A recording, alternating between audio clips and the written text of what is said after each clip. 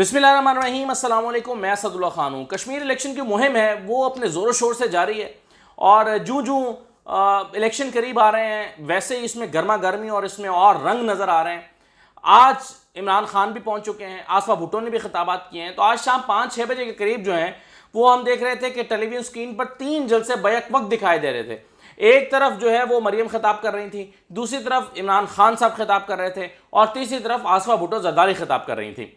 मैं इससे पहले कि इमरान खान साहब की तकरीर और उसके कंटेंट पे बात करूं और आपको ये बताऊं कि किस तरह से वो मरियम साहबा ने अब तक पिछले 7-8 दिनों में जो 20-25 तकरीरें की हैं, वो उन तकरीरों का कंटेंट ज़रा अब आज इमरान खान की तकरीर के बाद कुछ इमेच्योर सा लगने लगा। इमरान खान साहब ने बड़े ही मेच्योर अंदाज में आज अपनी तकरीर प्रेजेंट की है और वो बातें जो मरियम कर रही थी ऐसा लग रहा है कि वो हवाई बातें थी। किस तरह से इमरान खान की एक तकरीर ने उन तमाम तकरीरों का असर ज़ाहिर कर दिया, इस पर मैं बात करता हूँ। लेकिन पहले मैं आसफा भुट्टो जरदारी के खिताब पर, बल्कि खिताबात पर जो है वो कमेंट करना चाहता हूँ। आसफा भुट्टो जरदारी मैदान में उतारी गई हैं बिलावल के अमेरिका जाने के बाद। अच्छा, पहले तो ये बड़ी एक अजीब सी बात है कि इसका मतलब यह है कि ख़ानदान का कोई शख्स आकर कैंपेन करेगा तो लोग उसको सीरियस लेंगे। पार्टी के और बड़े बड़े लीडर्स हैं, वो अगर वादे करेंगे, वो अगर बात करेंगे तो उसको कोई सीरियस नहीं लेगा या उसके कैंपेन में असर नहीं होगा। यानी भुट्टो खानदान के किसी शख्स को भुट्टो खानदान का ही शख्स रिप्लेस कर सकता है, सिर्फ इक़्तिदार में ही नहीं बल्कि किसी जलसे में भी, किसी कैंपेन में भी। इसलिए आसफा भुट्टो जरदारी अभी तैयार नहीं है, वो भी उस तरह से मैच्योर नहीं है कि सियासत को हैंडल कर सकें, लेकिन इसके बावजूद उनको मैदान में उतारा गया। अब मैं उनकी ज़रा तकरीर पे कमेंट करना चाहता हूँ। देखिए, इसमें कोई शक नहीं है कि आसफा भुट्टो ने एक जोशीला खिताब किया और उनके खिताब में उनका जो ख़ानदानी रंग है वो नज़र आ रहा था, लेकिन ये खिताब जोशीले अंदाज में हर कॉलेज की डिबेटिंग सोसाइटी में स्टूडेंट्स होते हैं, वो कोई भी कर सकता है। तो इसलिए मेरे नज़दीक ये बड़ी बात नहीं है। स्ट्रैटेजी क्या थी? देखिए, मुख्तसर खिताब थे। आसफा भुट्टो जरदारी से लंबा खिताब नहीं कराया गया, मुख्तसर खिताब कराया गया और आसफा भुट्टो जरदारी को जो तकरीर करने के लिए दी गई उसमें अपनी परफॉर्मेंस के वादे थे, दूसरों को हदफ तनकीद बनाने का ऑप्शन नहीं लिया गया। इसकी वजह है वो मैं बताता हूँ। देखिए, आज की अगर आप आसफा भुट्टो जरदारी की तकरीरें उठाकर देखें तो उन्होंने कहा कि जी हमने सिंध में ये काम किए, हमने ये अस्पताल बनाया, हमने ये सड़कें दी, मेरे वालिद ने ये काम किए, मेरी वालदा ने ये काम किया कश्मीर के लिए, मेरे नाना ने कश्मीर पर अपनी सियासत का, कश्मीर के खातिर अपनी सियासत का आगाज़ किया था, अपनी पार्टी बनाई थी। तो उन्होंने अपनी परफॉर्मेंस को कि हम जब इक़्तिदार में तो हमने ये किया, हमने सिंध में ये किया, हम ये खिदमत कर रहे हैं और कश्मीर में भी खिदमत करना चाहते हैं। तो उनकी पूरी की पूरी तकरीर जो थी वो अपनी पीपल्स पार्टी के परफॉर्मेंस और वादों के गिर्द घूम रही थी। हालांकि बिलावल ऐसी तकरीर नहीं करते, इसका मतलब ये पार्टी की स्ट्रैटेजी नहीं है, ये स्ट्रैटेजी आसफा भुट्टो जरदारी के लिए बनाई गई। क्यों? उसकी वजह यह है कि अगर आसफा भुट्टो जरदारी खिताब करते हुए, तकरीर करते हुए इमरान खान को तनकीद का निशाना बनाएंगी, मरियम पर तनकीद करेंगी, अपने सियासी हरीफों पर तनकीद करेंगी, तो जवाब में उन पर भी तनकीद होगी। तो मुझे ये लगता है कि अभी आसफा जरदारी जो हैं वो उस तरह की तनकीद झेलने के लिए तैयार नहीं है। वो मीडिया को भी हैंडल नहीं कर सकती, वो मीडिया के सवालात के जवाब नहीं दे सकती, वो उन हमलों का जवाब नहीं दे सकती जो उन पर जवाब में होंगे। तो बेहतर यही समझा गया कि हाजिरी लगवाई जाए, आसफा भुट्टो जरदारी की सिर्फ हाजिरी लगवाई जाए, उनसे कोई भारी भरकम खिताब ना कराया जाए। और मैं आपको बताऊं, अगर उन्होंने 7-8 मिनट का खिताब किया है तो अगर वो वन गो में अपना खिताब करती तो ये 2-2.5 मिनट से ज़्यादा की तकरीर नहीं थी। चूंकि वो लंबी तकरीर नहीं कर सकती अभी, तो इसलिए स्ट्रैटेजी ये बनाई गई कि उनके हर एक जुमले के बाद 3-4 नारे लगाए जाएंगे और उस तरह से टाइम लिया जाएगा ताकि वो 2 मिनट की तकरीर 8 मिनट पर मुहित हो जाए। और यही हुआ। आप तकरीर निकाल कर देख लें, आसफा भुट्टो की तकरीर निकाल कर देखें। उन्होंने कहा कि मेरे नाना ने ये पार्टी कश्मीर के मामले पर अपनी पार्टी बनाई और पीपल्स पार्टी कश्मीर से की वजह से वजूद में आई। तो उसके बाद नारे लगने लगे और एक शख्स जिसको डेजिग्नेट किया गया है, माइक दिया गया था, उसके हाथ में 2 माइक बैक वक्त चल रहे थे। एक माइक जो था वो आसफा भुट्टो के हाथ में था और दूसरा माइक उस शख्स के हाथ में था जो नारे लगवा रहा था।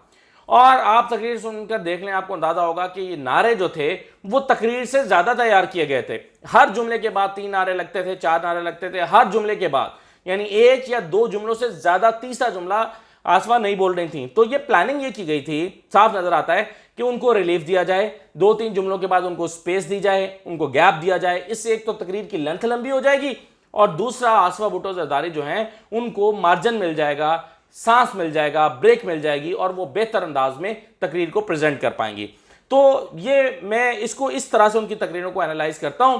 तो आसमा भुट्टो का जोशीला खिताब थोड़ा सा अपने अंदाज के एतबार से थोड़ा इमेच्योर था, लगता था कि कश्मीर की मुहिम उनके लिए इंपॉर्टेंट नहीं है, अपनी तकरीर कामयाबी से कर देना उनके लिए ज़्यादा इंपॉर्टेंट है, उनकी बॉडी लैंग्वेज से साफ नज़र आ रहा था। तो ये उनकी तकरीर को मैं इस तरह से एनालाइज करता हूँ। दूसरा बात है ये इमरान खान साहब की। इमरान खान साहब की जो तकरीर थी उसमें उन्होंने कश्मीर से शुरू किया गया, कश्मीर की इंपॉर्टेंस क्या है, कश्मीर पाकिस्तान का और कश्मीर का रिश्ता क्या है, और उन्होंने कश्मीर की अहमियत पर बात करने के बाद अपनी हुकूमत की परफॉर्मेंस की बात की। क्योंकि मरियम साहबा अब तक उनकी हुकूमत की कारकर्दगी को निशाना बनाती रही हैं। वो कहती रही हैं कि जी चीनी महंगी कर दी, और मरियम की अगर आप तकरीरें उठाकर देखें तो 3 जुमले आपको नज़र आएंगे। एक नज़र आएगा कि जी रमज़ान में एक किलो चीनी के लिए लोग फिरते रहे तो मुझे उन पर बड़ा तरस आया।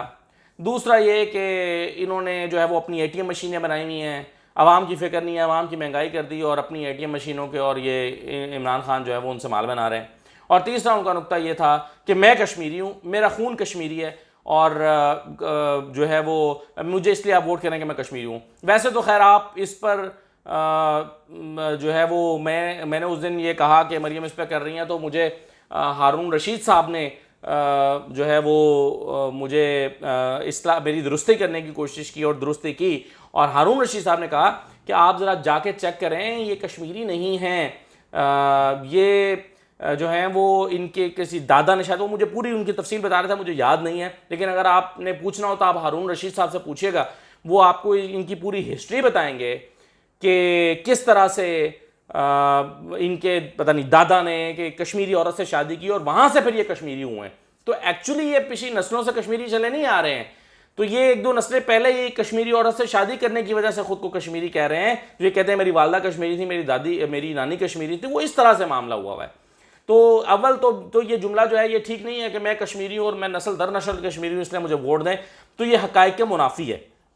अच्छा, दूसरी बात ये है कि इमरान खान साहब ने जो है वो ये 3-4 जुमले हैं, और चूंकि वो रोज़ाना 3-4 तकरीरें कर रही हैं और पिछले 7-8 दिन से कर रही हैं, तो 8 को आप 3 से ज़रब दें तो ये कोई 25-30 तकरीरें वो कर चुकी हैं। तो 25-30 तकरीरों में वो एक ही कंटेंट रिपीट करती आ रही हैं। अब हर हल्के के लिए, इलाके के लिए वो एक नई तकरीर तो होती है, लेकिन चूंकि वो टेलीविजन पर भी बराह रास्त चल रही होती है, तो वो अब वही जुमले सुन सुन के जो है वो सुनने वाले बोर हो गए। इमरान खान साहब ने बग़ैर मरियम का जिक्र किया, यानी उन्होंने बहुत मुनासिब समझा कि वो मरियम का जिक्र ही ना करें, और नवाज शरीफ का जिक्र अलबत्ता उन्होंने किया, लेकिन मरियम का जिक्र करना मुनासिब नहीं समझा, और उन्होंने अपनी हुकूमत की परफॉर्मेंस की बात की। उन्होंने कहा जी सस्ते घर, सस्ती कर्जे देने की जो स्कीम है उसकी बात की, हम किस तरह से सस्ते घर लेकर आ रहे हैं, गरीबों के लिए जितने इकदाम उठा के इमरान खान ने उनकी बात की। फिर इसके बाद उन्होंने टेक्निकल एजुकेशन और उसकी अहमियत की बात की कि मनसूबा क्यों इंपॉर्टेंट है पाकिस्तान के लिए। फिर उन्होंने अपनी पनागाहें जो हैं उसकी बात की। फिर उन्होंने जो है वो ये तमाम 8-10 प्रोजेक्ट्स का जिक्र करने के बाद इमरान खान साहब ने किया कि जो एहतसाब की बात की कि एहतसाब क्यों ज़रूरी है, और फिर उन्होंने कहा कि यहाँ पर हर करप्ट शख्स चाहता है कि उसको NRO मिल जाए। फिर उन्होंने जो है वो नवाज शरीफ की बात की, और नवाज शरीफ की बात करते हुए उन्होंने कहा कि कैसे कोई शख्स जो है वो अदाकारी कर सकता है बाहर जाने के लिए। तो ये उन्होंने सरसरी बात करने के बाद जो सबसे इम्पॉर्टेंट चीज़ है जो मरियम की तकरीरों में हमें नहीं मिलती, वो उन्होंने इंडियन प्राइम मिनिस्टर मोदी को क्रिटिसाइज़ किया और उनको काफ़ी तनकीद का निशाना बनाया कश्मीर पर होने वाली उनकी पॉलिसीज़ के हवाले से। और इमरान खान साहब ने इसका काफ़ी 4-5 मिनट तक इस पर बात की और कश्मीरियों पर भारतीय वज़ीर आज़म के जुल्म की बात की, जो कि मरियम ने एक भी दिन अपनी तकरीर में नहीं की, इसका जिक्र ही नहीं किया उन्होंने।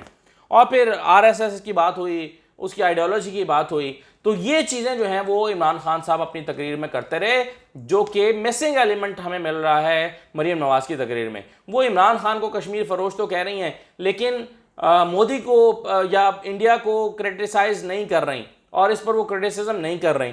तो उन पर, मरियम पर तनकीद ये हो रही है कि आप अपनी तकरीर में ये बात क्यों नहीं कर रही।